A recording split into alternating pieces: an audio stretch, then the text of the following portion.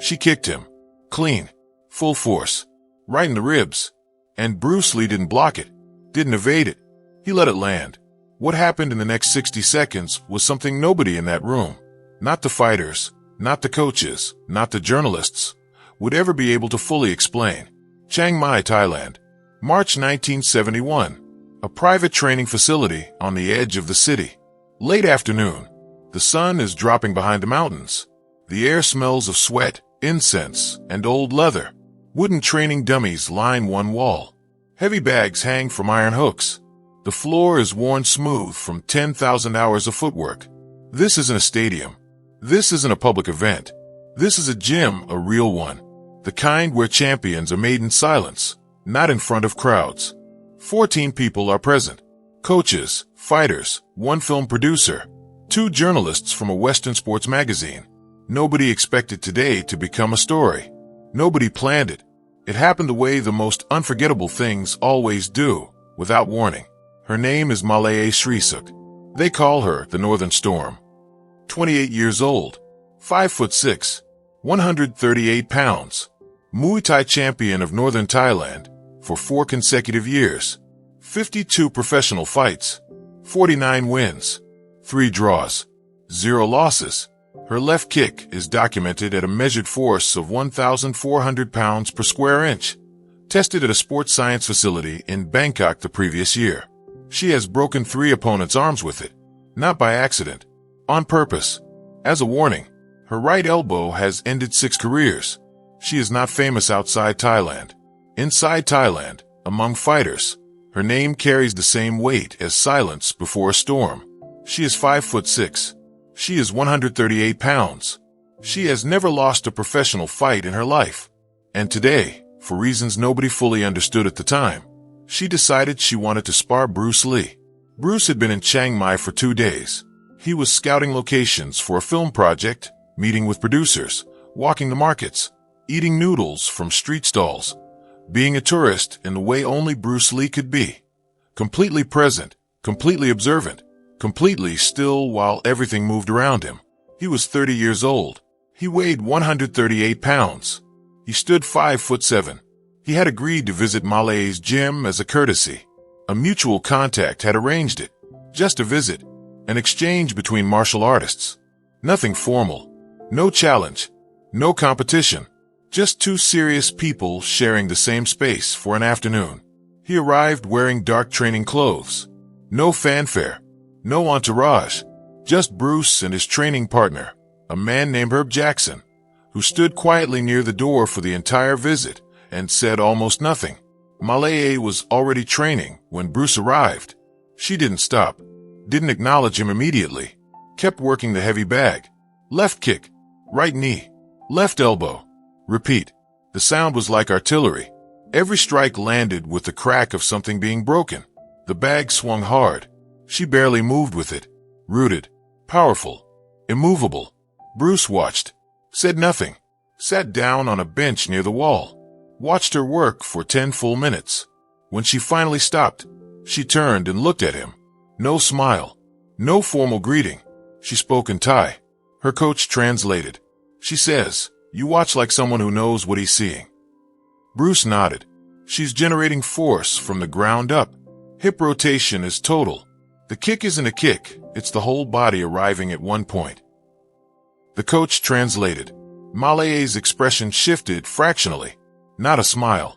Something more subtle. Recognition. She spoke again. The coach translated. She wants to know if you train or just watch. Bruce stood up. Both. What happened next was not a fight. That needs to be said clearly.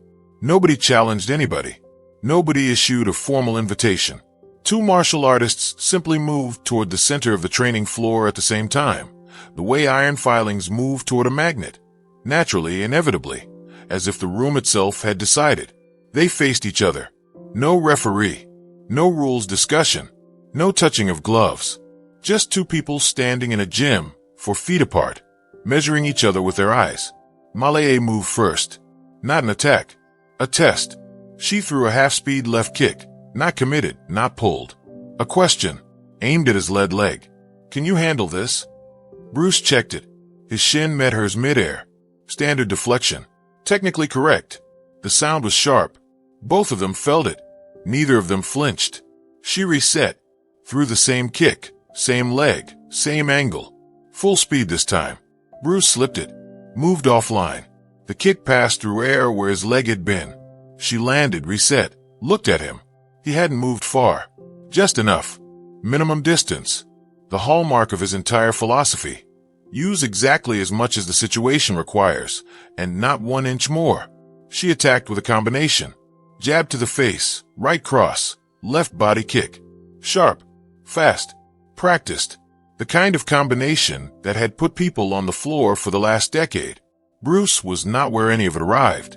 The jab missed. The cross missed. The kick, the left body kick. The one measured at 1,400 psi. The one that had broken arms. Came in hard and low. Bruce let it land. The room stopped. Every person watching held their breath. Herb Jackson, by the door, closed his eyes for half a second. The kick landed clean on Bruce's left ribs. Full contact. Full force. Maalaea had not pulled it. She had thrown it like she always threw it. With everything she had. From the ground up. Hip rotation total. The whole body arriving at one point. And Bruce Lee absorbed it. He didn't stumble. Didn't wince. Didn't make a sound. He took one small step back. One step. The minimum required to redistribute the force. And he stood there. Still. Breathing. Looking at her. The room was silent for 3 full seconds. Maalaea stared at him. In 52 professional fights, she had never seen that. Nobody absorbed that kick and stayed standing. Nobody absorbed it and looked calm. Nobody absorbed it and just waited. She threw it again. Same kick. Same power. Same angle. She needed to understand what had just happened. Bruce stepped into it this time.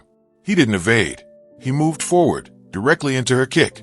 And his left hand caught the inside of her knee as it rose, redirected it slightly outward, used her own rotation against her. Her kick spiraled harmlessly past his hip. She was now extended, momentarily off balance. Her right side completely open. Bruce's right hand rose. It stopped. 1 inch from her jaw. Extended. Relaxed. Perfectly still. He could have. He chose not to. He held it there for exactly 2 seconds.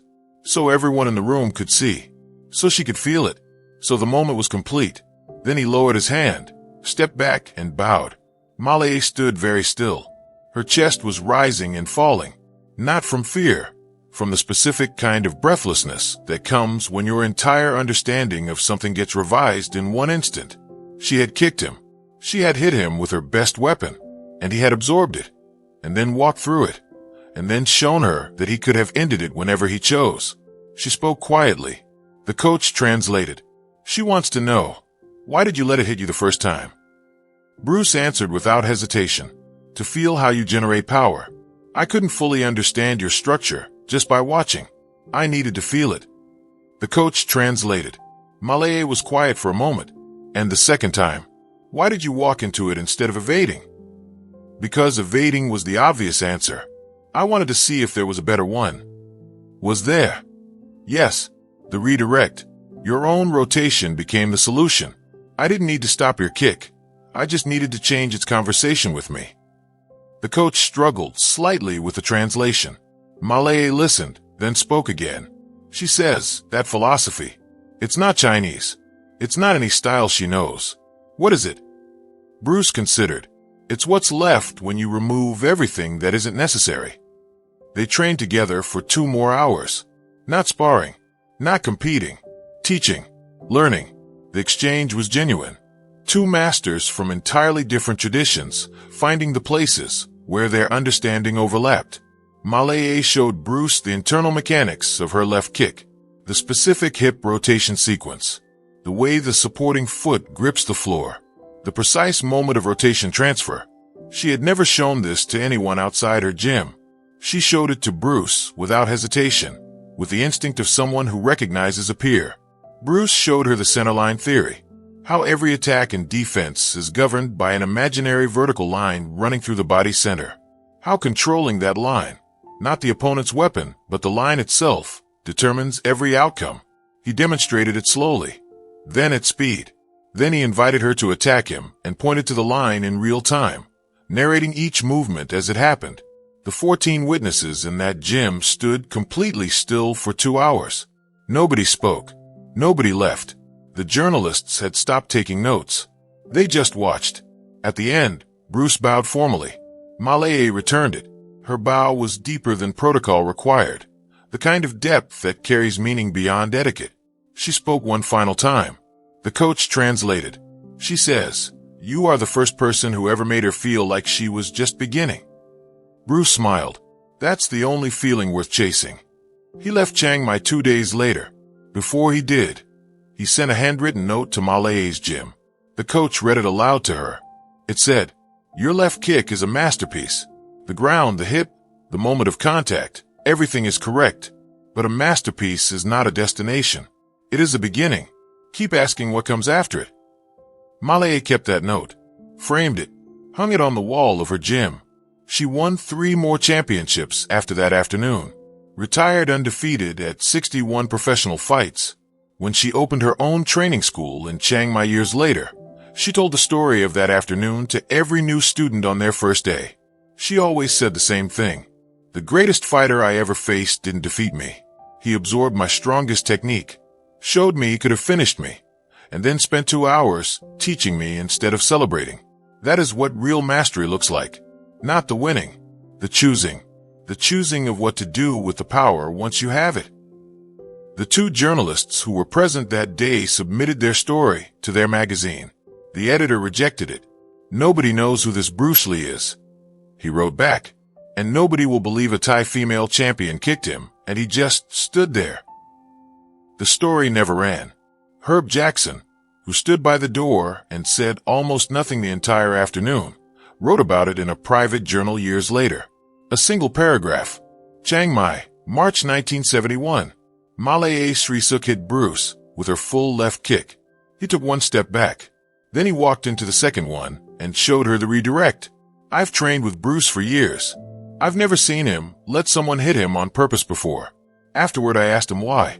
He said, "How else do you learn to respect something? You have to feel it first." I didn't have an answer for that. I still don't.